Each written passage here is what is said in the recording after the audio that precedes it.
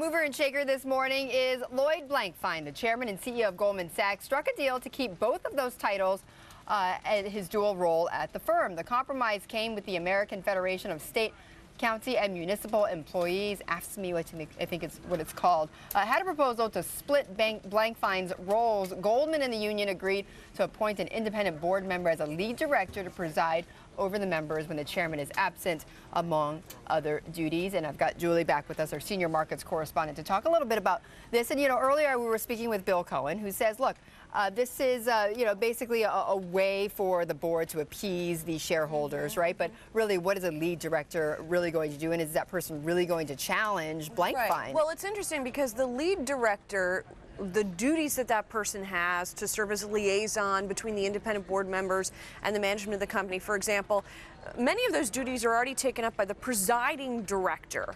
And it sounds like, at least from what the one AFSCME spokeswoman is saying, that John Bryan, who is already on the board, may take up this role. So it's not as though you're bringing in sort of a stranger. It's not as though you're bringing in a union representative, for example, to be on the board to sort of bring the hammer down on Blankfein or on management. Right, and that, to Bill's point, it was the same thing where he said, look, it's not a Carl Icahn coming in and trying to shake up management in any respect. But what was interesting also about the story that he and I were that we were talking about was also this Blankfein, this discussion about whether or not even he should stay on as chairman and CEO, and whether Gary Cohn should take his place. You know, and that's been a discussion for a little while now, but it doesn't seem to be a discussion necessarily at the company. That's what's interesting, is that most of the chatter about what's going to happen with Lloyd Blankfein has come from outside, either from the media, from analysts, from outside sources, from Greg Smith, of course, the employee who in his op-ed criticized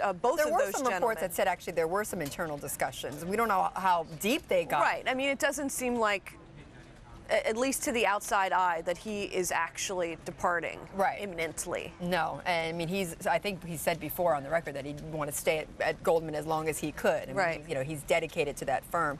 All right, Julie, thank you.